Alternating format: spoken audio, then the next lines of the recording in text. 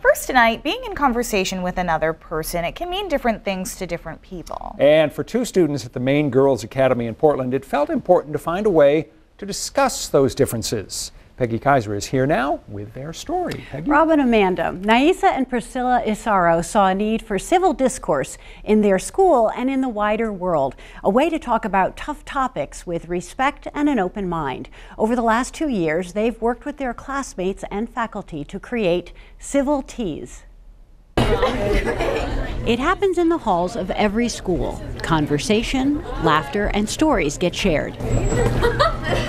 It was the idea that talking to each other, having dialogue and conversation, ought to be civil and respectful, that the students in this school could take on hard topics with patience, openness, and understanding. What is this, like the main stereotypes that come into your mind when we talk about or even think about gender? And so Naisa, now a senior, and her sister Priscilla, now a freshman in college, embarked on a journey with the hope of making civil conversation the centerpiece of life at their school. I think what's happening around the world has impacted the way we move, the way we think in this building, because we need to respect everybody's differences. Everyone has so many different experiences, and invalidating theirs is just really wrong of me, and I think hypocritical if I'm asking, hey, let's have a dialogue. The sisters had both done work with Seeds of Peace. It was there that they began to build their skills and understand the importance of open dialogue. Because I feel like that puts our gender really out there, like you're thinking about it a lot more. They came away from that experience with new tools and the seed of their own idea. They approached the faculty, and history and social humanities teacher Brendan Curran came on board to guide them. Yeah, part of it's developing empathy, part of it's being compassionate listeners, part of it's learning how to talk about something that's hard,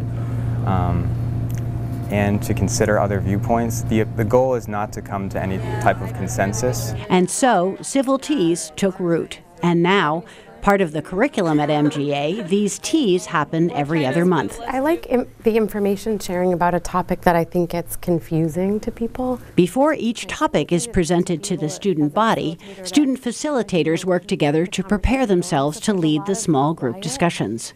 These are no easy conversations. The young women tackle topics like race, immigration, and body image. So let's just try that. It will be your name, something you learned from the panel or video, and then your personal pronoun preference. Deb Bicknell came on board to teach students how to facilitate conversations with their peers. A lot of times in high school, it can be just certain people have found their voice, you know, be it around popularity or people who feel like they have a right to speak and other people who are quiet.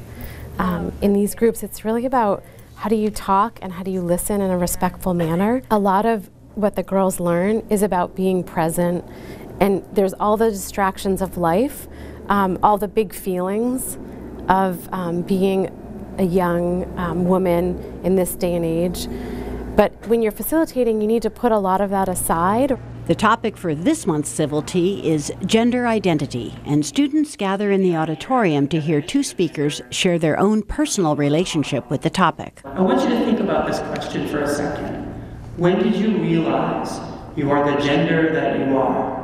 Thought-provoking questions that prompt honest and thoughtful responses, which the girls then talk about in their small groups. What I found most interesting was that there's spectrums that you guys identified where you don't have to be on like far right or left. The trained student facilitators create an environment where challenging conversations can be met with interest and openness, where students not only voice their opinions and questions, but listen carefully when others do the same. Oh, you can actually be in the middle, like there's an actual word found. The goal is that everyone feels that this is a safe place to listen and be heard. There's also a kind of education part of it, where we try to help each other understand and teach each other to better understand the topic. And I think Civil Tea just opens the door a little bit more and talking about, okay, why are we different? Not the fact that we're just different. Priscilla is now a freshman in college, and when she made that transition, she did so with the skills and the civil conversations she had had at the Maine Girls Academy. Having these dialogues at the school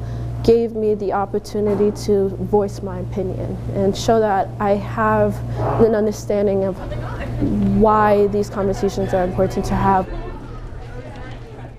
Now, the name Civil Tea is a bit of a play on words, but also a nod to the long-standing tradition of serving tea at Catherine McAuley High School, which was the Maine Girls Academy predecessor. The idea of having conversations over tea seemed very appropriate. Kind of soothing. It does help keep the conversation from Very getting civil. too heated. Yeah. That's right. What amazing young women. Very, Yes. Terrific. very impressive. Thank you. Thank you, Peg.